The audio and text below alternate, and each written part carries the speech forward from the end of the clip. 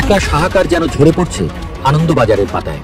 সংবাদ মাধ্যমটি নিজেই বলছে বিপদে পড়েছেন ভারতের ব্যবসায়ীরা, আর সেই বিপদ থেকেই বাঁচাতে পারে একমাত্র বাংলাদেশ। ভারতের সঙ্গে ব্যবসা হবে কিনা তা আর দিল্লির নির্দেশে নয়, ঢাকার প্রয়োজন আর কৌশল অনুযায়ী নির্ধারিত হচ্ছে। তার সিদ্ধান্তে ভারত বারবার হোঁচট খাচ্ছে। যেখানে মোদী রাজনৈতিক প্রতিহিংসার জাল বুনছেন, সেখানে ইউনূস হিসেবি চাল চালছেন একজন দাবাড়ুর মতো। অনেকটা টেনশনে দিন কাটছে মারি ভারতের প্রধানমন্ত্রী নরেন্দ্র মোদী। আপনার বাড়ি কোথায়?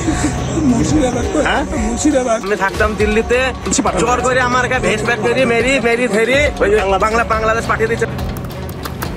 একই কাণ্ড, বাংলা ভাষায় কথা বললেই বাংলাদেশি, মুসলমান বলে বাংলাদেশি। দিল্লি নয়, 2026 সালে ঢাকা হবে পশ্চিমবাংলা ও মুর্শিদাবাদের রাজধানী। যদি ভারতে এমন দাবি ওঠে তাহলে অবাক হবার কিছুই নেই। আজ আসাম, মুর্শিদাবাদ এবং পশ্চিমবাংলার নাগরিকরা মায়ের ভাষা বাংলায় কথা বলায় নিজ দেশেই নির্যাতনের শিকার হচ্ছে। তাদের পুষিন করা হচ্ছে বাংলাদেশে। নরেন্দ্র মোদীর বিজেপি শাসিত অঞ্চলগুলোতে বাংলা ভাষায় কথা বললেই রাজ্য পুলিশ তাদের গ্রেপ্তার করছে, আর মুসলিম হলে তো কথাই নেই। নিজেকে ভারতীয় দাবি করলে দেয়া হয় গুলির হুমকি। আসসালামু আলাইকুম দর্শক, নতুন একটা নিউজে আপনাকে স্বাগতম। প্রিয় দর্শক, ভারতকে বিশাল বড় ধাক্কা দিল বাংলাদেশ, কেঁপে উঠল ভারতের অর্থনীতি। ডক্টর ইউনূসের কঠিন চালে দিশেহারা নরেন্দ্র মোদী, ভারতে ব্যবসায়ীদের মারাত্মক বিদ্রোহ। এবার মোদীর খেলা শেষ, বাংলাদেশের হাত ধরছে ভারতের ব্যবসায়ীরা। ভারতকে একমাত্র রক্ষা করতে পারে বাংলাদেশই। ভারতকে বাংলাদেশের বিশাল বড় ধাক্কা দেওয়া ডক্টর ইউনূসের কঠিন চালে মোদীর খেলা শেষ হবার ঘটনা ও প্রেক্ষাপট নিয়ে করা আমাদের আজকের ভিডিওতে অত্যন্ত গুরুত্বপূর্ণ তথ্য শেয়ার করা হয়েছে। দয়া করে ভিডিওটি শুরু থেকে শেষ পর্যন্ত ধৈর্য সহকারে দেখে একটি লাইক দিয়ে সবাইকে বেশি বেশি করে শেয়ার করে দিবেন। সেই সাথে আমাদের ভিডিওটি আপনি বাংলাদেশের কোন জেলায় বসে দেখছেন বা শুনছেন সেটি অবশ্যই কমেন্ট বক্সে কমেন্ট করে জানিয়ে দিতে ভুলবেন না। চলুন আর কথা না বাড়িয়ে ভিডিওটিতে একটি লাইক দিয়ে ধারাবাহিকভাবে আজকের বিস্তারিত খবরগুলো দেখে আসি। বেনাপোল সীমান্তের রাতগুলো সাধারণত শান্ত, তবে এখন অন্যরকম। শত শত ট্রাক দাঁড়িয়ে হেডলাইটের আলোয় এক অদ্ভুত উত্তেজনা। চাল বোঝাই ট্রাকগুলো যেন কেবল পণ্য নয়, বহন করছে দুই দেশের রাজনীতি, কূটনীতি আর অর্থনীতির অস্থির ভবিষ্যৎ। বাংলাদেশ অতীতে বহু সময় ভারতের চাহিদা মাফিক চলেছে। সীমান্ত নীতি থেকে শুরু করে বাণিজ্য, দিল্লি যা চাইতো ঢাকাকে তা মানতে হতো। কিন্তু এবারকার দৃশ্য ভিন্ন।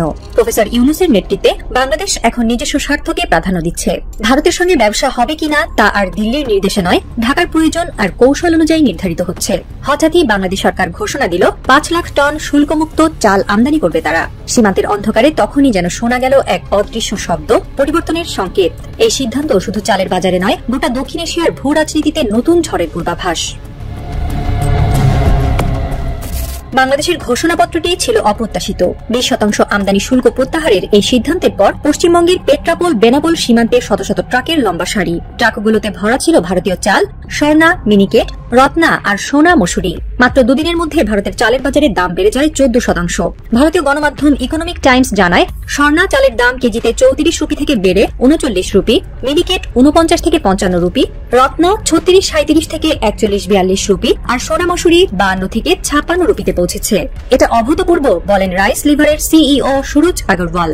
বাংলাদেশের ঘোষণার পর থেকে রাতের বেলায়ও ট্রাক সারিবদ্ধ হচ্ছে। পেট্রাপোল বেনাপোল রোড সবচেয়ে সুবিধাজনক, তাই ব্যবসায়ীরা এই পথ বেছে নিচ্ছেন। তবে এই তাড়াহুড়োর ফলে ভারতের অভ্যন্তরীণ বাজারে চালের সরবরাহে ভারসাম্যহীনতা তৈরি হয়েছে। পূর্ব ও উত্তর পূর্ব ভারতে মিনিকেট, উত্তর ভারতে রত্না আর দক্ষিণ ভারতে সোনা মসুরির চাহিদা বাড়ায় বাজারে চাপ আরো তীব্র হয়েছে। এই অস্থিরতার প্রভাব শুধু পশ্চিমবঙ্গে সীমাবদ্ধ নয়, উত্তর পূর্ব ভারতের রাজ্যগুলোতে, যেখানে মিনিকেট চালের চাহিদা সবচেয়ে বেশি, দামের ঊর্ধ্বগতি সাধারণ মানুষের জন্য দুঃসহ হয়ে উঠছে।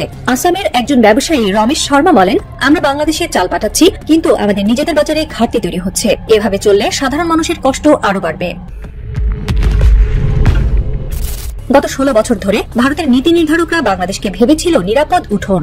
দিল্লির আত্মবিশ্বাসের ভিত গড়ে উঠেছিল এই ধারণার উপর যে ঢাকা সবসময় তাদের স্বার্থ রক্ষা করবে। কিন্তু নতুন বাস্তবতা এসে দৃশ্যপট পুরো উল্টে গেল। প্রফেসর ইউনূসের নেতৃত্বে নতুন সরকারের বড় অর্থনৈতিক পদক্ষেপ ছিল চাল আমদানির এই ঘোষণা। চালের দাম বেড়ে যাচ্ছিল দেশে, সেটা নিয়ন্ত্রণে এই আমদানি একদিকে দেশের অভ্যন্তরীণ খাদ্য মজুদ সুরক্ষিত করা, অন্যদিকে কূটনৈতিক বার্তা দেওয়া, এই দুই উদ্দেশ্যের সমন্বয়ে এসেছে পদক্ষেপটি। একজন কূটনীতিক নাম প্রকাশ না করার শর্তে মন্তব্য করেন, বাংলাদেশও আমাদের বুঝিয়ে দিল তারা চাইলে এক ঘোষণার মাধ্যমে আমাদের বাজারকে নড়বড়ে করে দিতে পারে। এটা কেবল অর্থনৈতিক সিদ্ধান্ত নয়, কৌশলগত পাল্টা চাল। ভারতের সাধারণ মানুষ এই ঘটনার সবচেয়ে বড় ভুক্তভোগী। পশ্চিমবঙ্গের বাজারে চালের দাম বাড়ায় গৃহিণীরা উদ্বিগ্ন। কলকাতার বাসিন্দা রীনা দাস বলেন, 1 মাস আগেও আমরা 40 রুপিতে মিনিকেট চাল কিনতাম, এখন তা 55 রুপি। এভাবে চললে রান্নাঘর চালানো মুশকিল হয়ে পড়বে। ব্যবসায়ীদের মধ্যেও অস্থিরতা। পশ্চিমবঙ্গের চাল ব্যবসায়ী সমিতির সভাপতি অমরেশ চৌধুরী বলেন, বাংলাদেশের চাল রপ্তানি লাভজনক, কিন্তু এতে আমাদের নিজেদের বাজারে ঘাটতি তৈরি হচ্ছে। সরকারের উচিত এখনই রপ্তানি নিয়ন্ত্রণ করা। তবে ভারত সরকার এখনো কোনো স্পষ্ট পদক্ষেপ নেয়নি। কৃষিমন্ত্রী শিবরাজ সিং চৌহান জানিয়েছেন, সরকার পরিস্থিতি পর্যবেক্ষণ করছে, তবে এখনই কোনো কঠোর পদক্ষেপ নেওয়ার পরিকল্পনা নেই। এদিকে দক্ষিণ ভারতের রাজ্যগুলোতেও চালের দাম বাড়ছে। তামিলনাড়ুর একজন বাজার বিশ্লেষক বলেন, সোনামসুরি চালের দাম বাড়ায় স্থানীয় বাজারে অস্থিরতা তৈরি হচ্ছে। বাংলাদেশের চাহিদা পূরণ করতে গিয়ে আমাদের নিজেদের মানুষ ক্ষতিগ্রস্ত হচ্ছে। ভারতের মোদী নিয়ন্ত্রিত গণমাধ্যমে শুরু হয়েছে এক ধরনের বিলাপ। টিভি চ্যানেল, অনলাইন পোর্টাল আর পত্রিকার পাতায় পাতায় শোনা যাচ্ছে এক অভিযোগ, বাংলাদেশ পরিকল্পিতভাবে আমদানি শুল্ক কমিয়েছে যাতে ভারতের চালের বাজারে অস্থিতিশীলতা তৈরি হয়। মোদী মিডিয়ার বয়ানে এটাকে তারা এক ধরনের অর্থনৈতিক ষড়যন্ত্র হিসেবে তুলে ধরছে। কিন্তু বিশ্লেষকদের মতে ভারতের এসব দাবি মূলত ভয় আর ব্যর্থতা ঢাকার প্রচেষ্টা ছাড়া আর কিছুই নয়। তারা বলছেন, গদি মিডিয়া বরাবরই মিথ্যার চ্যাম্পিয়ন। যা বলা হয় প্রচারে, বাস্তবে তার প্রতিফলন খুবই সীমিত। ভারতীয় জনগণকে বিভ্রান্ত করতে আর নিজেদের ব্যর্থতাকে আড়াল করতেই এই অতিরঞ্জন। আসলে ভারতের সমস্যার শেকড় অন্য জায়গায়। আমেরিকার 50% ট্যারিফের চাপ এখন ভারতের অর্থনীতিকে হাসফাস করাচ্ছে। আন্তর্জাতিক বাজারে প্রতিযোগিতা হারিয়ে ভারত সরকারের ছেড়ে দেবা কেঁদে বাঁচি অবস্থা। তাই বাংলাদেশের কাছে চাল বিক্রি করা ছাড়া তাদের আর কোনো পথ নেই। গদি মিডিয়ার বিলাপ তাই নিছক আড়াল, যাতে জনগণকে বোঝানো যায় সমস্যার মূল বাইরে, ভেতরে নয়। সীমান্ত পেরিয়ে প্রথমবারের মতো শুল্কমুক্ত চালবাহী ভারতীয় ট্রাক ঢুকছে বাংলাদেশের মাটিতে। রাতের অন্ধকারে ট্রাকের হেডলাইট যেন ইতিহাসের পাতায় নতুন আলোর রেখা টেনে দিল। চাল বোঝাই গাড়িগুলো দাঁড়িয়ে নেই শুধু অর্থনীতির বোঝা নিয়ে, এগুলো বহন করছে স্বাধীন সিদ্ধান্ত নেওয়া এক বাংলাদেশের প্রতীক। ভারতের গদি মিডিয়া বিলাপ করছে, অভিযোগ ছড়ছে ষড়যন্ত্রের, কিন্তু সেই সব আওয়াজ যেন বাতাসে মিলিয়ে যাওয়া শূন্য স্লোগান। মিথ্যার ঝড় তোলা মিডিয়ার কণ্ঠস্বরের বিপরীতে বাংলাদেশের সাধারণ মানুষের চোখে ভেসে উঠছে স্বস্তি। অন্তত তাদের ঘরে চাল পৌঁছাবে, দাম কমবে। এর আগে ভারত বাংলাদেশ বাণিজ্যের সব চুক্তি ছিল একতরফা, দিল্লির সুবিধা মাফিক। কিন্তু প্রফেসর ইউনুস দেখালেন সময় বদলেছে। বাংলাদেশের স্বার্থের সঙ্গে না মিলে কোনো সিদ্ধান্ত আর গৃহীত হবে না। দরকার হলে ব্যবসা হবে, দরকার না হলে নয়। শুল্কমুক্ত চাল আমদানি ছিল সেই বার্তার সবচেয়ে জোরালো উদাহরণ। বেনাপোল সীমান্তে দাঁড়ানো এক বৃদ্ধ কৃষক চোখ মুছতে মুছতে বলেন, আজ বুঝলাম বাংলাদেশও পারে, আমরা আর কারো ইশারায় নই। চারিদিকে হেডলাইটের আলো, মানুষের ভিড়, হালকা কোলাহলের মাঝেও যেন ভেসে আসছিল এক আবেগময় নীরবতা। এই প্রথম ভারতের সুবিধাকে পাশ কাটিয়ে নিজের প্রয়োজনকে সামনে রেখে এগিয়ে গেল বাংলাদেশ। এই দৃশ্য কেবল অর্থনীতির ছবি নয়, এ এক নতুন বাংলাদেশের ঘোষণা। এমন বাংলাদেশ যে নিজের প্রয়োজনকে চিনতে শিখেছে, নিজের অধিকার আদায়ে সাহসী হয়েছে। জোনাকির মতো জলজল করা হেডলাইট গুলো যেন সাক্ষী হয়ে থাকলো, একটি দেশ অবশেষে শিখে গেছে কিভাবে নিজের জন্য দাঁড়াতে হয়। একটা হাহাকার যেন ঝরে পড়ছে আনন্দবাজারের পাতায়। সংবাদ মাধ্যমটি নিজেই বলছে, বিপদে পড়েছেন ভারতের ব্যবসায়ীরা, আর সেই বিপদ থেকেই বাঁচাতে পারে একমাত্র বাংলাদেশ। মাত্র 1 বছর আগেই যে বাংলাদেশকে কোণঠাসা করার পরিকল্পনা নিয়ে সীমান্তে কড়াকড়ি, বাণিজ্যে বাধা আর রাজনৈতিক চাপ প্রয়োগ করছিল নরেন্দ্র মোদীর সরকার, আজ সেই বাংলাদেশই হয়ে উঠেছে ভারতের বাণিজ্য উদ্ধারের শেষ ভরসা। 1 বছরের মধ্যেই উল্টে গেছে পাশার দান। ঘটনা হচ্ছে, আমেরিকার প্রেসিডেন্ট ডোনাল্ড ট্রাম্প ভারতীয় পণ্যের উপর মোট 50% শুল্ক আরোপের হুঁশিয়ারি দিয়েছেন। ইতিমধ্যেই 25% শুল্ক বসানো হয়েছে এবং আগস্টের শেষ দিকে সেই হার দ্বিগুণ হয়ে যেতে পারে। ফলে মার্কিন বাজারে ভারতের ব্যবসায়ীরা কার্যত ধ্বংসের মুখে। অন্যদিকে বাংলাদেশের পণ্যে মার্কিন শুল্ক এখন মাত্র 20%। ফলে আমেরিকার ক্রেতারা স্বাভাবিকভাবেই সস্তায় বিকল্প খুঁজতে শুরু করেছেন। আনন্দবাজারের স্বীকারোক্তি অনুযায়ী ভারতের বাতিল হওয়া বরাত এখন বাংলাদেশের হাতে চলে যাচ্ছে। একসময়ের প্রতিদ্বন্দ্বী দেশকে ঘুরপথে ভরসা করতে হচ্ছে ভারতীয় ব্যবসায়ীদের। বহু মার্কিন ক্রেতা বাংলাদেশের তৈরি পোশাক শিল্পের সঙ্গে নতুন করে সম্পর্ক গড়ে তুলছেন। এই অবস্থায় ভারতের বড় ব্যবসায়ীরা চাচ্ছেন বাংলাদেশের রপ্তানিকারকদের সঙ্গে সম্পর্ক করে তাদের পণ্য বাংলাদেশ থেকে রপ্তানি করতে। বাংলাদেশের সংবাদ মাধ্যম প্রথম আলোকে উদ্ধৃত করে আনন্দবাজার জানিয়েছে, বাংলাদেশে পোশাকের অর্ডার গত বছরের তুলনায় কয়েক গুণ বেড়ে গেছে। দেশের পোশাক কারখানাগুলো দিনরাত হিমশিম খাচ্ছে অর্ডার সামলাতে। শ্রমিকরা ওভারটাইম করছে, উৎপাদন লাইন বাড়ানো হচ্ছে। বিনিয়োগকারীরাও এই সুযোগকে কাজে লাগাতে চাইছেন। চীনের অনেক প্রতিষ্ঠানও বাংলাদেশে কারখানা স্থাপনের সিদ্ধান্ত নিয়েছে, যাতে আমেরিকার বাজারে সহজে প্রবেশ করা যায়। একসময় ভারতের জন্য নির্ধারিত ছিল যে বিনিয়োগ, আজ তা বাংলাদেশমুখী হচ্ছে। ভারতীয় ব্যবসায়ীদের এহেন বিপাকে মোদীর সরকারের অসহায়ত্ব স্পষ্ট হয়ে পড়ছে। যে সরকার একসময় বাংলাদেশকে দিয়ে রাজনৈতিক হিসাব মেলাতে চাইত, এখন সেই বাংলাদেশই হয়ে উঠেছে ভারতের বাণিজ্য রক্ষার আশ্রয়। কিন্তু প্রশ্ন হচ্ছে, বাংলাদেশ কি এত সহজেই ভারতের ট্রানজিট হয়ে উঠবে? ভারত যেভাবে চাপিয়ে দেওয়ার কৌশল নিয়েছিল, এখন কি বাংলাদেশের শিল্পপতিরা সেই একই কৌশলে ভারতকে ফিরিয়ে দেবে না? ভারতের ব্যবসায়ীরা স্বপ্ন দেখছেন বাংলাদেশের মাধ্যমে আমেরিকার বাজারে আবার পা রাখা যাবে। বিশ্লেষকরা বলছেন, বাংলাদেশ যদি কৌশলগতভাবে নিজের শিল্পকে শক্তিশালী করে, তবে ভারতীয় ব্যবসায়ীদের এই নির্ভরশীলতা দীর্ঘমেয়াদী সুবিধা এনে দেবে ঢাকার জন্য। একসময় ঢাকাকে কূটনৈতিকভাবে কোণঠাসা করার ফন্দি করছিল, আজ তাদের বাঁচাতে সেই ঢাকা ছাড়া যেন কোনো পথ নেই। ভারতের ব্যবসায়ীরা তাই হাহাকার করে বলছেন, আমাদের বিপদ থেকে উদ্ধার করতে পারে একমাত্র বাংলাদেশ। কিন্তু বাংলাদেশ কি সত্যি তাদের হাত বাড়াবে, নাকি এবার নিজের শক্তিকে কাজে লাগিয়ে প্রতিদ্বন্দ্বী প্রতিবেশীকে বাজার থেকে ছিটকে দেওয়ার দিকেই এগোবে? এটাই এখন সবচেয়ে বড় প্রশ্ন। আপনার বাড়ি কোথায়? আমি থাকতাম দিল্লিতে। জোর করে আমার ভেস প্যাক করি মেরি ধরি বাংলাদেশ পাঠিয়ে দিচ্ছে। একই কাণ্ড, বাংলা ভাষায় কথা বললেই বাংলাদেশি, মুসলমান বলে বাংলাদেশি। দিল্লি নয়, 2026 সালে ঢাকা হবে পশ্চিমবাংলা ও মুর্শিদাবাদের রাজধানী। যদি ভারতে এমন দাবি ওঠে, তাহলে অবাক হওয়ার কিছুই নেই। আজ আসাম, মুর্শিদাবাদ এবং পশ্চিমবাংলার নাগরিকরা মায়ের ভাষা বাংলায় কথা বলায় নিজ দেশেই নির্যাতনের শিকার হচ্ছে। তাদের পোষণ করা হচ্ছে বাংলাদেশে। নরেন্দ্র মোদীর বিজেপি শাসিত অঞ্চলগুলোতে বাংলা ভাষায় কথা বললেই রাজ্য পুলিশ তাদের গ্রেপ্তার করছে। আর মুসলিম হলে তো কথাই নেই, নিজেকে ভারতীয় দাবি করলে দেয়া হয় গুলির হুমকি। এ নিয়ে কি বলছে পশ্চিমবাংলার মিডিয়া, আসুন তা দেখি। আপনার বাড়ি কোথায়? আমি থাকতাম দিল্লিতে। জোর করে আমার ভেস প্যাক করি মেরি ধরি বাংলাদেশ পাঠিয়ে দিচ্ছে। একই কাণ্ড, বাংলা ভাষায় কথা বললেই বাংলাদেশি। বাংলা ভাষায় কথা বলা কি অপরাধ? বিভিন্ন রাজ্যে বাংলা ভাষাভাষী মানুষ আছেন। তারা নিম্নবিত্ত হতে পারেন, মধ্যবিত্ত হতে পারেন, উচ্চবিত্ত হতে পারেন। নিজেদের মধ্যে বাংলা ভাষায় কথা বলছেন, তাতে কি মুম্বাই পুলিশের জ্বলুনি হচ্ছে, দিল্লি পুলিশের জ্বলুনি হচ্ছে, বিএসএফ এর জ্বলছে?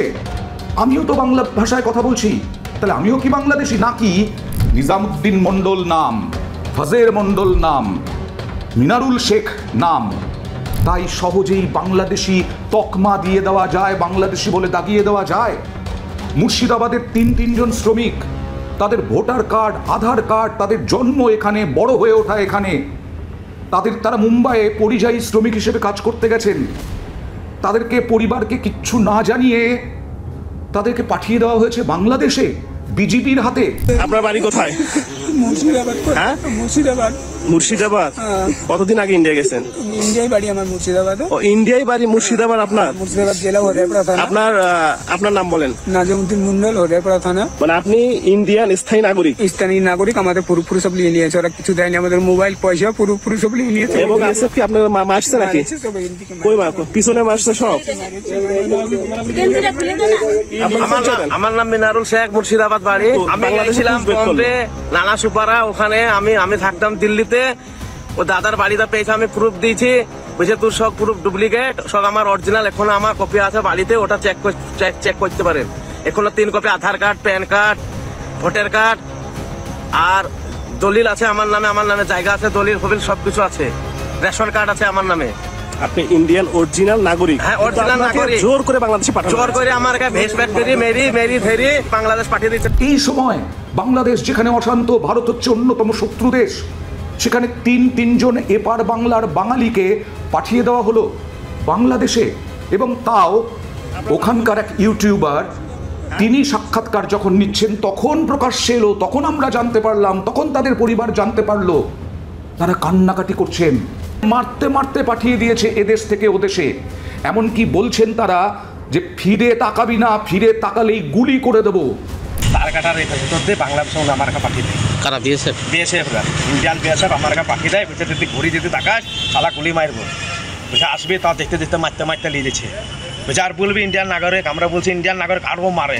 মুসলমান বলে বাংলাদেশি, মুসলমান বলে এ দেশের ভারতীয় নাগরিকত্ব থাকা সত্ত্বেও তারা নাগরিক নন। কে বলল? কে সিদ্ধান্ত নিল? ভারতীয়রা আজ নিজ দেশেই পরাধীন। মাতৃভাষায় কথা বলতে গিয়ে হতে হয় নির্যাতনের শিকার। এছাড়া ভারতে পশ্চিমবাংলার নাগরিকদের তৃতীয় শ্রেণীর নাগরিক মনে করা হয়। এজন্যই দিল্লির দাসত্ব ছেড়ে সম্মান নিয়ে বাঁচতে পশ্চিমবাংলাকে বাংলাদেশের অংশ করা উচিত। তাহলে তারা পাবে সম্মান, আর আমরা পাবো স্বপ্নের গ্রেটার বাংলাদেশ। যদি আপনিও চান ভারতের পশ্চিমবাংলা এবং মুসলিম অধ্যুষিত মুর্শিদাবাদ হোক বাংলাদেশের অংশ, তাহলে কমেন্ট বক্সে ইয়েস লিখে জানিয়ে দিন আমাদের। সেই সাথে ভিডিও শেয়ার করে দেখার সুযোগ করে দিন আপনার বন্ধুদের। এদিকে দিল্লির মুখ্যমন্ত্রীকে চর নেওয়া হলো হাসপাতালে। ভারতের রাজধানী নয়াদিল্লিতে মুখ্যমন্ত্রী রেখা গুপ্তের বাসভবনে ঢুকে তাকে মারধরের অভিযোগ উঠেছে এক যুবকের বিরুদ্ধে। আজ সকালে মুখ্যমন্ত্রীর বাসভবনে সাপ্তাহিক জল শুনানি চলাকালে এই ঘটনা ঘটে। এরই মধ্যে আহত মুখ্যমন্ত্রীকে হাসপাতালে নিয়ে যাওয়া হয়েছে বলে জানা গেছে। এনডিটিভির প্রতিবেদন অনুযায়ী বুধবার সকালে প্রশ্নোত্তর পর্ব নেওয়ার সময় ওই যুবক ছদ্মবেশে বাসভবনে ঢোকেন। এক পর্যায়ে হামলা চালান, রীতিমতো কষে চর মারেন বলে অভিযোগ উঠেছে। তাৎক্ষণিক ওই ব্যক্তিকে আটক করে পুলিশে দেয় নিরাপত্তা কর্মীরা। হামলাকারীকে জিজ্ঞাসাবাদ করা হচ্ছে। এদিকে সংবাদ সংস্থা পিটিআই দাবি করছে মুখ্যমন্ত্রী রেখা গুপ্তাকে লক্ষ্য করে পাথর ছোড়া হয়, চুল ধরে টেনে চর মারা হয়। বিজেপি দাবি করছে এ ঘটনায় রেখার মাথায় চোট লেগেছে। অবস্থা অবশ্য গুরুতর কিছু হয়নি। এক প্রত্যক্ষদর্শী বলেন, মুখ্যমন্ত্রী প্রত্যেকের সঙ্গে আলাদা করে কথা বলছিলেন। ওই যুবক নিজের কথা বলতে গিয়েছিলেন, তখনই ঘটনাটি ঘটে। তিনি বলেন, মুখ্যমন্ত্রীকে চর মারেন ওই যুবক। এমন ঘটনায় নিন্দার ঝড় বইছে। বিজেপি নেতা হরিশ খুরানা বলেন, ওই জনশুনানিতে হাজির এক যুবক মুখ্যমন্ত্রীর ওপর হামলা চালায়। এ ঘটনার তীব্র নিন্দা জানাচ্ছি। এ হামলার পেছনে রাজনৈতিক উদ্দেশ্য রয়েছে কিনা তা তদন্ত করে দেখা হচ্ছে। মুখ্যমন্ত্রীর শারীরিক অবস্থা পরীক্ষা করে দেখছেন চিকিৎসকরা।